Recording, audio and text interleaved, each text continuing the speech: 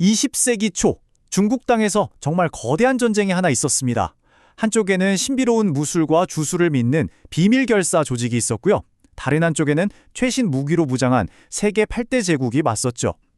오늘 청나라의 운명을 송두리째 뒤흔든 의화단 운동, 그 속으로 깊숙이 들어가 보겠습니다. 이게 바로 당시 의화단원들이 읊조리고 다니던 구원인데요. 서양 선교사들 때문에 끔찍한 가뭄이 왔다고 믿었던 그들의 절박함, 그리고 그 분노가 고스란히 담겨 있죠. 이게 바로 오늘 우리가 파헤쳐 볼 핵심 질문입니다. 대체 어떻게 이런 일이 가능했을까요? 저랑 같이 한번 이 역사적 미스터리를 풀어가 보시죠. 자, 그럼 첫 번째 장으로 넘어가 볼까요?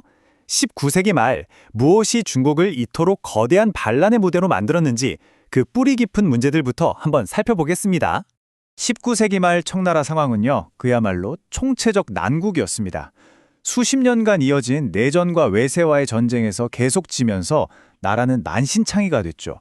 여기에 황제가 한번 바꿔보려고 했던 개혁마저 좌절되고 엎친 데 덮친 격으로 대홍수의 가뭄까지 닥치니까 백성들의 삶은 정말 나락으로 떨어졌습니다. 분노가 쌓일 수밖에 없는 환경이었던 거죠.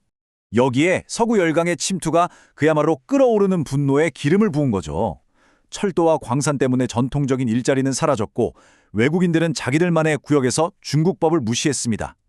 그중에서도 가장 큰 반발을 샀던 게 바로 기독교 선교사들이었습니다. 이들이 중국인들의 전통 가치인 조상 숭배 같은 걸 부정하고 법적인 문제까지 개입해서 자기 신도들을 편드니까요. 중국인들의 자존심에 아주 깊은 상처를 낸 겁니다. 바로 이 극심한 혼란 속에서 드디어 이야기의 주인공, 서양인들에게 복서라고 알려진 의화단이 등장합니다.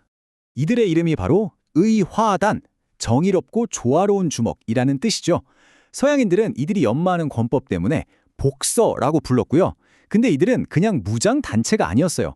신이 몸에 깃들면 총알도 피할 수 있는 신의 군대가 된다고 믿었던 영적인 전사들이었던 겁니다.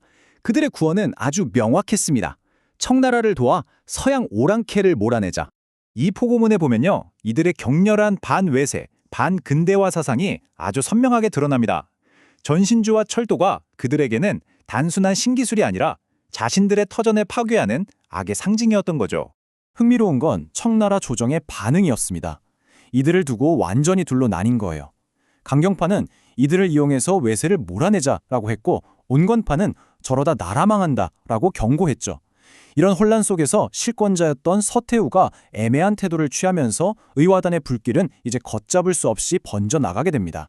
자, 이제 한번 보세요. 어떻게 이 농민봉기가 수십만 명이 죽는 국제적인 전쟁으로 커지게 되는지 그 극적인 과정을 살펴보겠습니다. 상황이 정말 급박하게 돌아갑니다. 의화단이 베이징에서 폭력을 행사하자 외국 군대가 들어왔고 팽팽한 긴장감 속에서 연합군이 텐진의 다구포대를 먼저 공격해버립니다.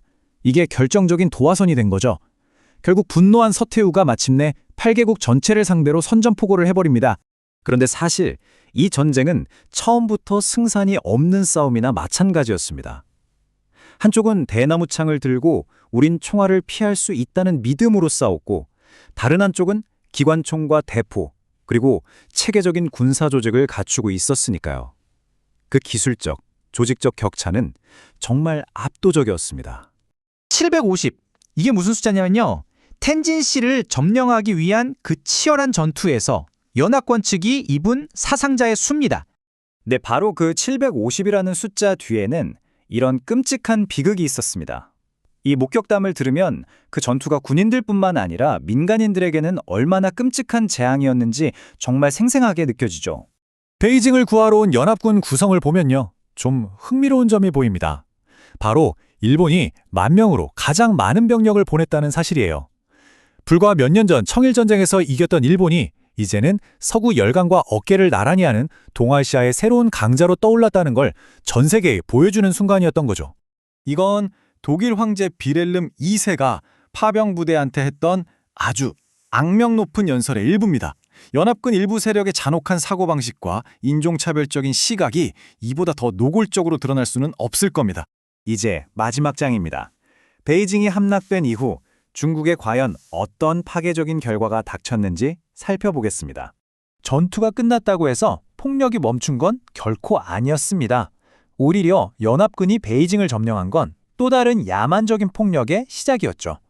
도시 전역에서 약탈과 방화, 그리고 무차별적인 학살이 벌어졌습니다. 4억 5천만 양. 이게 어느 정도냐면요. 당시 중국 인구가 딱 그 정도였거든요. 그러니까 모든 중국인 한 명 한 명한테 은 한 양씩을 뜯어내는 거나 마찬가지였던 겁니다. 이건 뭐 중국 경제의 숨통을 아예 끊어버리려고 작정한 금액이었죠. 이어진 신축 조약의 조항들은 정말 하나하나가 굴욕 그 자체였습니다.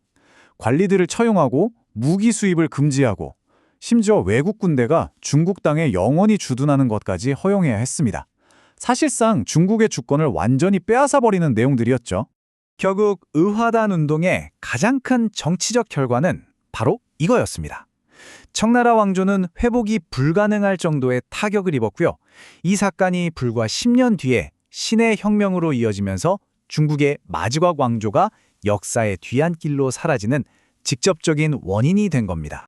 의화단의 봉기는 처참한 실패로 끝났죠. 하지만 한번 생각해 보세요.